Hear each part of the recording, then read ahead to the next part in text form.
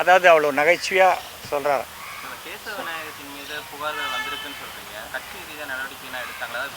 யார் மேலேயும் நடவடிக்கை எடுக்கல சார். டெல்லி தமிழ்நாட்டை பாதர் பண்ணவே இல்லை.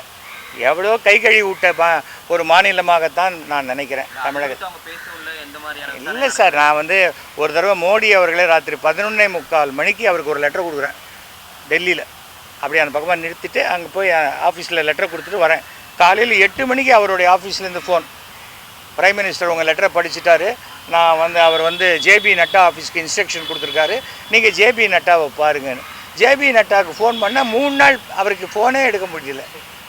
அதனால் தலை மட்டும் சரியாக இருந்த போகிறது, சுற்றி இருக்கிற வால்லாம் சரியாக அப்படி தலைக்கு தலை ஆடிட்டு இருந்தாக்க அது வாய்ப்பே கிடையாது. ஆட்சி 3 தடவை முடிஞ்சு போச்சு, பிஜேபியோடைய ஆட்சியும் முடிஞ்சிருச்சு அங்கே. அவ்வளோதான். சாதாரண குதிரை கிடைச்சாக்கள் அது கோடு போட்டு வரி குதிரை ஆக்கிடுறாங்க நிர்மலா சீதாராமன். வரி இல்லாத எதுவுமே அவங்களால பார்க்க முடியல. மக்களுக்கு, நடுத்தர மக்களுக்கு என்ன நல்லது செய்யணுமோ அதை செய்யாத வரைக்கும் எந்த கட்சியும் இனிமேல் ஆட்சிக்கு வர முடியாது. ஒன்றுமே கிடையாது சார். பிரபலமானவன் புத்திசாலி காம்ப்ளெக்ஸ் வந்துடும். ஐயோ நமக்கு அவ்வளோ புத்தி இல்லையே, நம்ம இவ்வளோ பிரபலமாக இல்லையேன்னு ஒரு இன்ஃபீரியாரிட்டி காம்ப்ளெக்ஸ், அவ்வளோதான். இது ஒன்றும் அண்ணாமலைக்கு அதிகம், பொன்னாருக்கு இருந்தது, அதுக்கு முன்னாடி இருந்த தமிழிசைக்கு இருந்தது, எல்லாருக்கும் இருந்தது. ஒரு 2011 சேர்ந்தேன். ஷோ சொல்லி மோடி அவர்கள் என்னை அழைத்து நான் சேர்ந்தேன். இன்னி வரைக்கும் என்னை சரியாகவே யூஸ் பண்ணிக்கல. எலெக்ஷன் வரும்போது இவங்க சொல்லுவாங்க அவரை பயன்படுத்திடாதீங்க, ஏன்னா ஒரு 100 நோட்டு எக்ஸ்ட்ரா வந்துருச்சுன்னா என்ன பண்ணுறது? இல்லை சார், நான் வெளியில் வந்துட்டேன். ஒரு கட்சி என்பது என்ன, அது வளர்கிறதுக்கு யாராக இருந்தாலும் பயன்படுத்திக்கணும். ஒரு போருக்கு போகிற மாதிரி தான், நீ வாங்கணும். கூட இருக்கிறவங்க எல்லார் தலையும் வெட்டிக்கிட்டு தனியாக கத்தி எடுத்து போனால் நீ என் தலையை கட்டி எப்படி கோயம்புத்தூரில் தோற்று போன மாதிரி தான். 39 பேரும் தோக்கணுன்ட்டு ஒருத்தர் வேலை செஞ்சால் அந்த 39 பேரும் இவர் தோக்கணும்னு வேலை செய்ய மாட்டாங்களா? அவ்வளோதான். வேறு என்ன இருக்குது? எனக்கு எல்லா கட்சியும் ஒன்று தான். இப்போ நான் எந்த கட்சியும் சேராதவன்.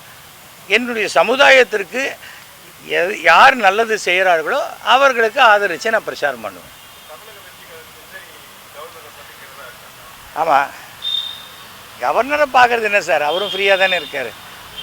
யார் கூப்பிட்டாலும் போய் பார்த்துடலாம். நான் கூட அவரை பார்க்கணுன்னு ஒரு தடவை கேட்டேன், பதிலே வரல. நான் உங்களை பார்க்கணுன்னு கேட்ட லெட்டரை நான் வாபஸ் வாங்கிக்கிறேன், இனிமேல் நீங்கள் உங்களை பார்க்க எனக்கு விருப்பம் இல்லைன்னு நானே திருப்பி பதில் போட்டேன். அதுக்கப்புறம் கேட்டாராம், அவர் யார் அவருன்னு கேட்டார்.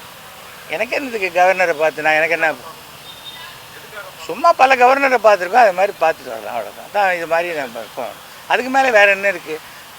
என்ன ஃபங்க்ஷனுக்கு கூப்பிடுவாங்க, ஒரு டீ கொடுப்பாங்க, யாராவது வீணை வாசின்னு இருப்பாங்க, அவ்வளோதானே. அதுக்கு மேலே அங்கே போயிட்டு என்ன பண்ண போகிறோம்?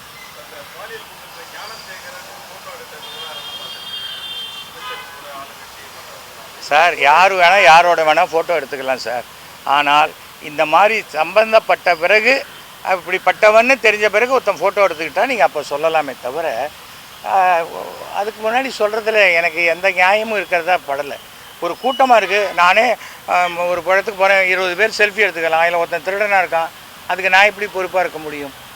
அதெல்லாம் நம்ம சொல்ல முடியும். தவிர இப்போ நடந்த சம்பவத்தை எந்த ஒரு சராசரி குடிமகன்லேருந்து யாருமே ஆதரிக்க மாட்டாங்க. மிகப்பெரிய அயோக்கியத்தனம், அநியாயம். குற்றவாளிகள் தண்டிக்கப்படணும், அவ்வளோதான். அதை தாண்டி அதை அரசியலாக்கிட்டு போனால் அதனால் ஒரு ஓட்டு கூட கிடைக்காது. தவிர எப்போவுமே ஏன்பா இப்படி பண்ணிட்டேனா, அவன் பண்ணலையானா இது என்ன பதிலா? நீ பண்ணினியா இல்லையா, அவ்வளோதான் இருக்கணும். அந்த பதில் சொல்லாத வரைக்கும் அது குழப்படி அரசியலாகத்தான் இருக்கும். அது எனக்கு பழக்கமே இல்லை. கார்த்தால் வரும்போது கூட வணக்கம் சார்ண்ணா, சார்னு என்னை கூப்பிடாது ஏன்னு சொல்லிட்டு வந்தேன், அவ்வளோதான். யார் அந்த சாராக இருந்தால் எனக்கு என்ன சார்? போலீஸ் ஒரு விசாரணை நடத்திக்கிட்டு இருக்காங்க. அதுக்கு முதல்ல நடுவில் நம்ம ஏன் இன்வெஸ்டிகேட் பண்ணணும்? அவசியமே இல்லையே சார். எத்தனை கேஸ் ரெஜிஸ்டர் ஆகுது, எத்தனை கேஸ் நடந்துகிட்ருக்கு, எல்லாத்துலேயுமே நம்ம பூந்து யார் அவர் யார் என்னன்னு நம்ம கேட்குறோமா? இதே அரசியலாக்கணும் இல்லை பரபரப்பாக்கணும் அப்படிங்கிற எண்ணத்தில் வேணால் சொல்லலாமே ஒழிய, இது இன்னொருத்தருடைய அவருடைய கடமையில் நம்ம இன்டர்ஃபியர் பண்ணுற மாதிரி தான் நான் நினைக்கிறேன்.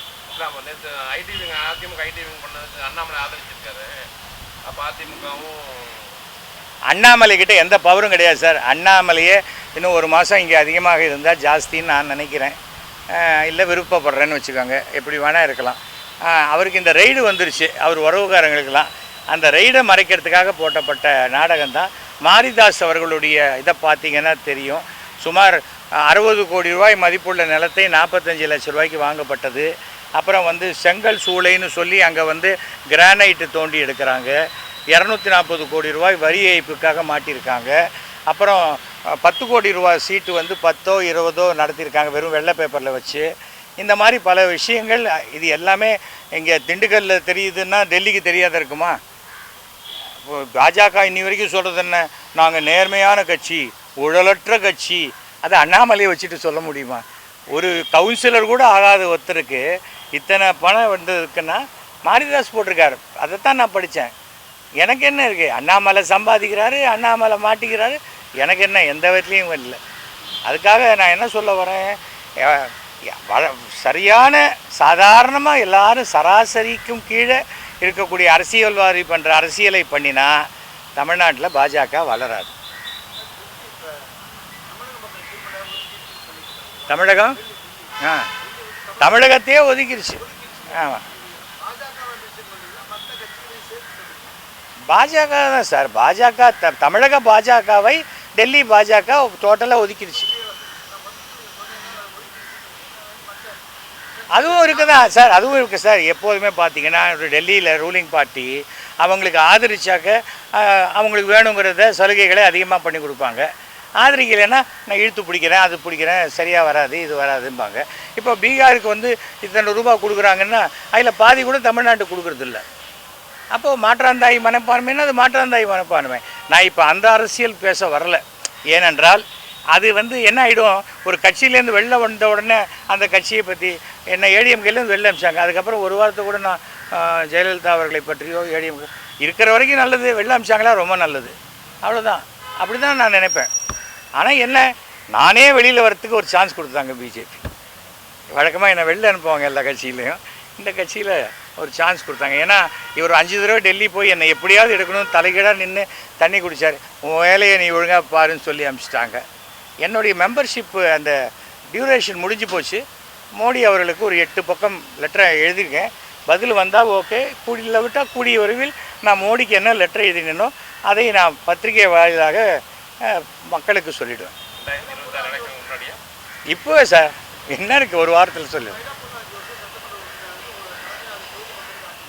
ஆமாம் சார், நான் 300 கோடி ரூபா வேலை நடந்தது, ஒரு பைசா கூட கமிஷன் வாங்கலை. எனக்கு கொடுத்த ஃபண்டு முழுக்க நான் நிறைவேற்றினேன். எங்கள் வீட்டுக்கு பக்கத்தில் ஒரு ஷட்டில் கோர்ட்டு 3 கோர்ட்டு போட்டேன். இப்போ டெய்லி 400 குழந்தைகள் விளையாடி கொண்டிருக்கிறது. அது மாதிரி என்னென்ன உண்டோ மக்களுக்கு எது தேவையோ அதுதான் பண்ணேன். ஒரு பைசா நான் எங்கேயாவது கமிஷன் வாங்கினா யாரையாவது சொல்ல இல்லை. அதுதான் எனக்கு பெருமை, அது போதும். ஏன்னா கடவுள் நான் பண்ணுற தொழில் மூலமாகவே எனக்கு நல்ல வருமானத்தை கொடுத்துருக்கேன். அதுக்கு மேலே என்ன இருக்குது? நான் என்ன சொல்கிறேன், அரசியல் அயோக்கியர்கள் புகலிடம்னு வரக்கூடாது. அரசியலுக்குள்ளே வந்தால் சம்பாதிக்கணும் அப்படின்னு வரக்கூடாது. மக்களுக்கு நல்லது செய்யணும்னு வந்தால் அவங்க நல்ல பேர் எடுப்பாங்க. நல்லகண்ண ஐயாவை பார்த்துட்டு வந்தேன், நமஸ்காரம் பண்ணிட்டு வந்தேன். உங்களை போன்று தான் நானும் இருக்க முயற்சி பண்ணுறேன் சார், என்னை ஆசீர்வாதம் பண்ணுங்கன்னு சொல்லிவிட்டு அவருக்கு நமஸ்காரம் பண்ணிவிட்டு வந்தேன். அவ்வளோதான்.